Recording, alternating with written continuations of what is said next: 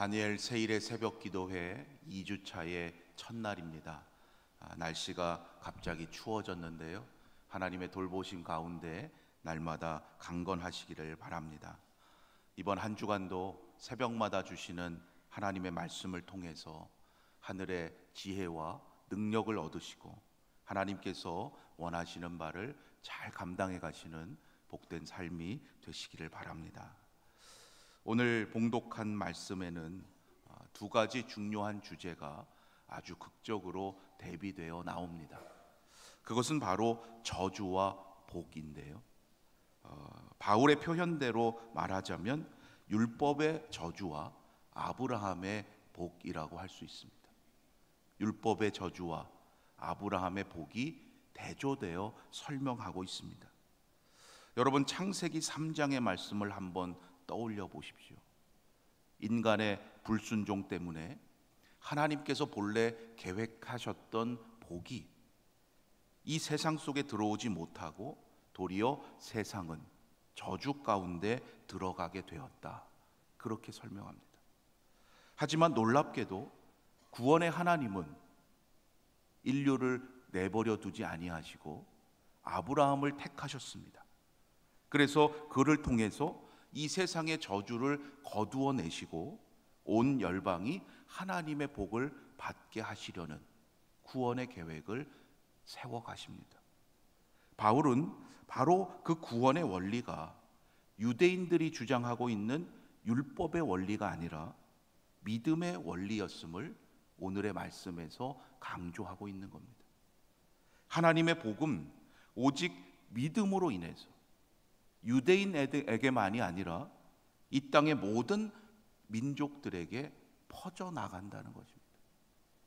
율법을 통해서 자기의 수고로 얻었다고 하는 의로움이 아니라 오직 믿음에서 난 사람들이라야 하나님과의 그 관계가 올바를 수 있고 하나님께로부터 진정 의롭다함을 얻을 수 있다고 말하는 겁니다. 하나님은 아브라함이 믿음으로 얻게 된 그 복을 자신만 누리려고 하시려는 게 아니라 모든 민족에게 전하도록 이스라엘을 하나님의 백성으로 삼으셨던 거예요. 그들로 하여금 하나님의 거룩한 제사장이 되어서 하나님께서 아브라함에게 약속하셨던 그 복을 모든 민족에게도 주시려는 것이 바로 하나님의 목적이셨습니다. 그래서 하나님은 이스라엘과 언약을 맺으셨던 것이고 그 언약을 잘 지키게 하시려고 모세를 통해서 그들에게 율법을 주셨던 것입니다.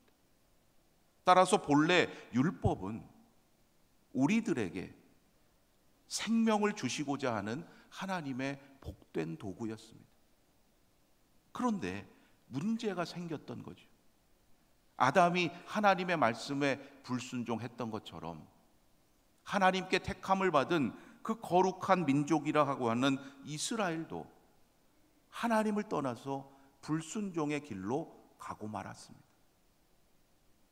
그때부터 복을 전하게 하시기 위해서 이스라엘에게 주셨던 그 율법이 본래의 목적을 상실한 채 도리어 그들을 저주 아래로 가두고 말았던 거예요.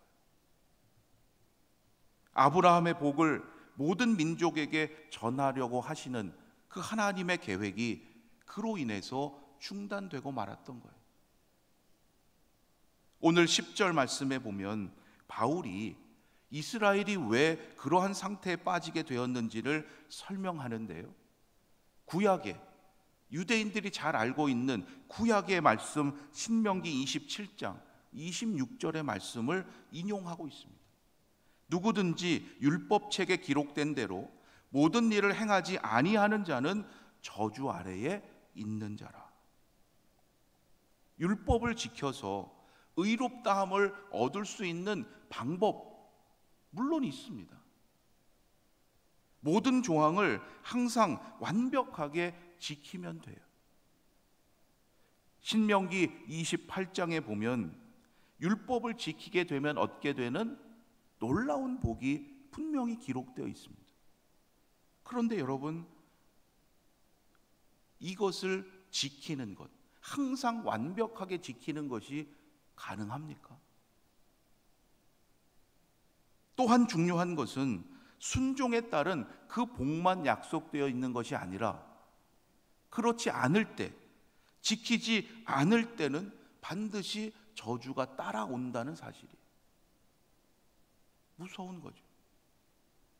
우리가 축복의 말씀장이라고 여기는 신명기 28장을 잘 보면 복에 대해 약속하시는 말씀의 분량보다 순종하지 않았을 때, 그 약속을 지키지 않았을 때 받게 되는 저주의 말씀의 양이 훨씬 더 많이 있습니다.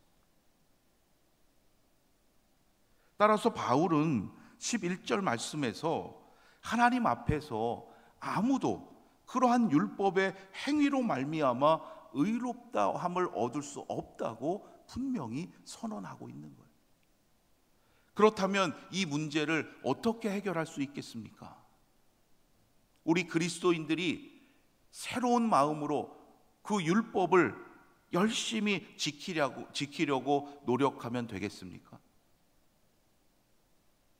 안 되죠. 바울은 바리새인으로서 율법이라고 하면 스스로 나는 율법에 대해서 흠이 없다고 말할 정도로 누구보다 완전하다고 생각했던 사람이에요. 그러나 그리스도를 만나서 복음을 알게 되면서 그동안 자기가 얼마나 잘못 생각하고 있는지를 깨닫게 되었습니다. 하나님의 은혜에 의지하지 않고 율법에 대한 자기의 열심을 가지고 자기가 인생의 주인이 되어서 살아가고자 했던 거예요. 그래서 하나님께로부터 귀한 율법을 받았음에도 불구하고 율법의 행위로부터 난 사람들은 안타깝게도 복 대신에 저주 아래에 갇히고 말았던 거예요.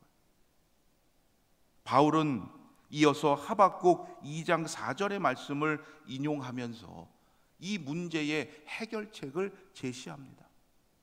여러분 잘 아시는 말씀이죠. 의인은 믿음으로 살리라. 아멘. 의인은 믿음으로 살리라. 너희들 이 말씀 이미 잘 알고 있지 않느냐는 거예요. 오직 믿음을 통해서 의롭게 된 사람만이 죽음의 저주에서 벗어날 수 있고 생명을 얻을 수 있다는 것. 이것이 바로 율법과 믿음이 완전히 다른 차원의 것이라는 것을 분명히 나타내는 것입니다. 12절 말씀에서 바울은 이어서 레위기의 말씀을 인용하면서 제시하고 있는데요. 그 내용이 바로 이거예요. 율법은 항상 모든 것을 완벽하게 지켜야 합니다. 만일 그렇지 않으면 아무런 소용이 없게 돼요. 다른 것, 많은 것 잘 지켜도 조금 지키지 못한 것 있으면 그것으로 인한 저주가 있기 때문에 소망이 없는 것으로 그치지 않고 반드시 율법의 저주를 받게 된다는 거예요. 그렇다면 어떻게 이 저주에서 벗어날 수 있겠습니까? 하나님께서 우리를 이 저주로부터 벗어날 수 있도록 행해 주신 게 바로 예수 그리스도의 십자가 사건이에요. 바울은 그리스도께서 율법의 저주 아래에 있을 수밖에 없는 우리를 위해서 그 저주를 다 짊어지시고 십자가를 지심으로써 우리를 그 저주에서 영원토록 해방시켜 주셨다고 말합니다. 13절에서 바울이 인용하고 있는 말씀 신명기 21장 23절이에요. 나무에 달린 자마다 저주 아래에 있는 자라. 이 말씀을 인용하면서 그리스도께서 십자가라는 나무에 달리셔서 우리가 받아야 할 그 죽음의 저주를 대신 감당해 주셨음을 설명하고 있는 거예요. 그러므로 십자가 사건 이후로 우리에게는 율법의 저주는 이제 무효가 된 거죠. 예수 그리스도의 그 보혈의 피로 더 이상 우리는 율법의 저주 아래 있지 않고 그로부터 영원한 해방을 얻게 된 거예요. 바울은 갈라디아 성도들에게 처음 복음을 전하면서 분명히 이 십자가의 은혜와 능력을 가르쳤습니다. 그것을 잘 받아들였고 믿었던 갈라디아 성도들이었는데 거짓 교사들이 몰래 들어와서 가르쳤던 그 다른 복음으로 인해서 그들이 다시 율법의 저주 아래에 들어가고자 하는 거예요. 그러니 바울이 볼 때 얼마나 화가 나고 분노하게 되었겠습니까? 여러분, 우리는 예수 그리스도의 십자가 은혜로, 십자가의 능력으로 죽음의 저주에서 벗어나 영원한 생명, 영원한 복을 얻은 자들입니다. 우리의 수고나 열심으로 얻은 것이 아니죠. 오직 하나님의 사랑과 은총으로 말미암은 거예요. 얼마나 감사한 일입니까? 우리가 어제 추수감사주의를 지키면서 하나님께 드려야 할 오늘의 감사를 함께 나누었는데요. 여러분, 날마다 하나님 앞에 진정으로 감사하며 살아가실 수 있기를 바랍니다.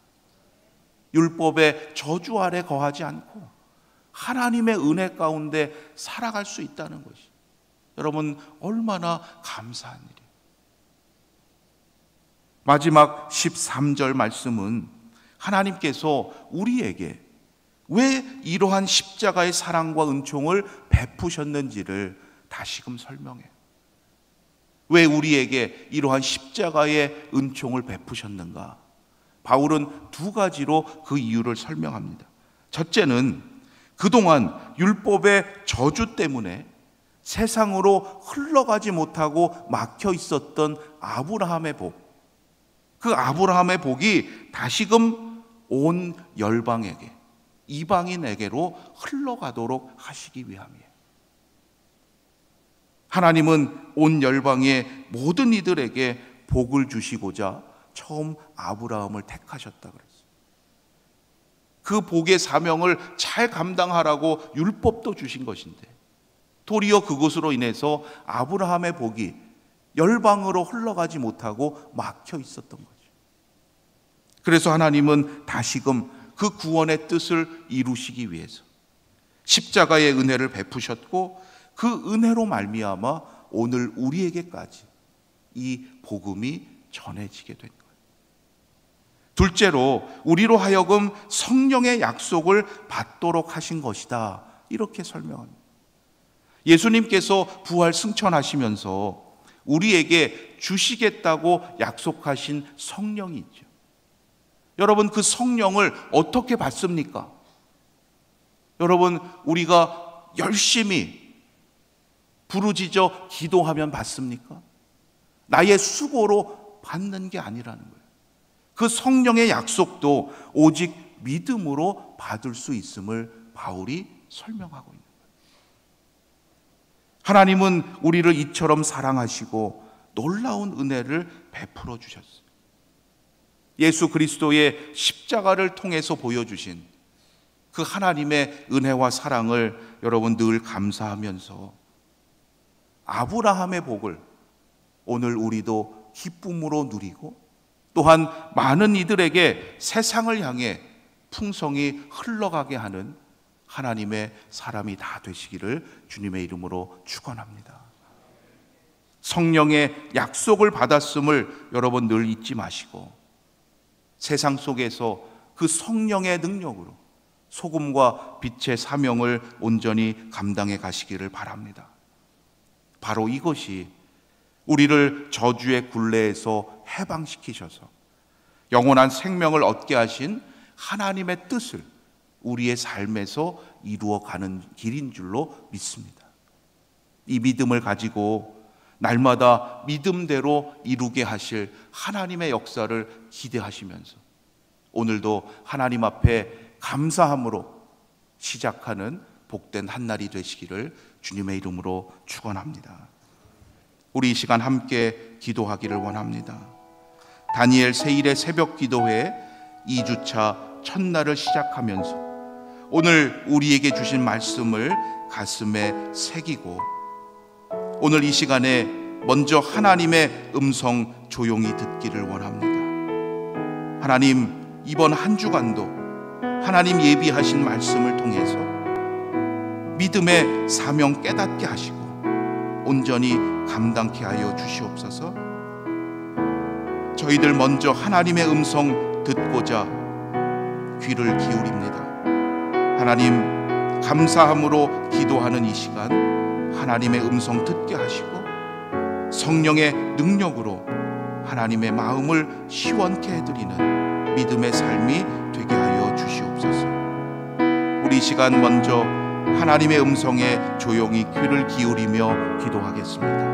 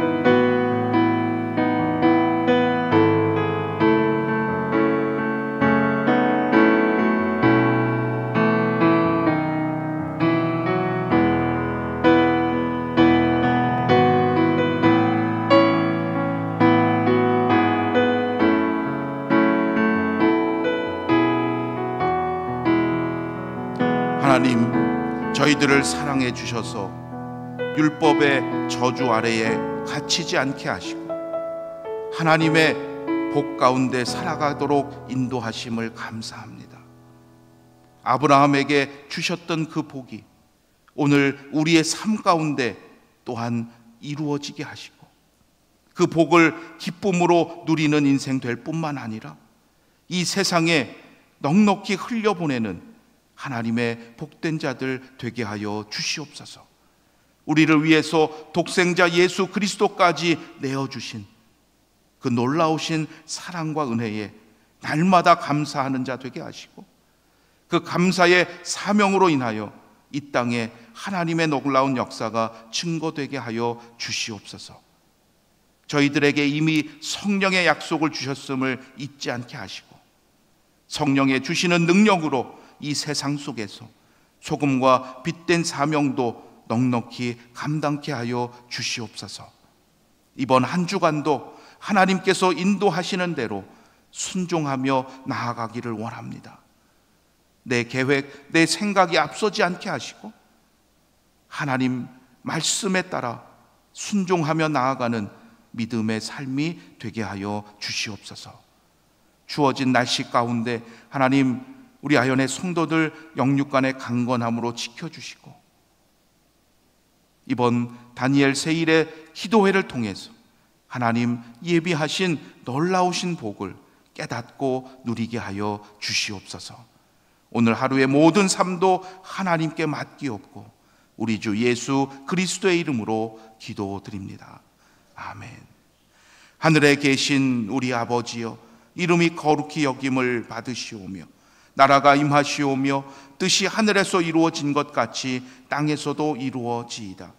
오늘 우리에게 일용할 양식을 주시옵고 우리가 우리에게 죄 지은 자를 사하여 준 것 같이 우리 죄를 사하여 주시옵고 우리를 시험에 들게 하지 마시옵고 다만 악에서 구하시옵소서. 나라와 권세와 영광이 아버지께 영원히 있사옵나이다. 아멘.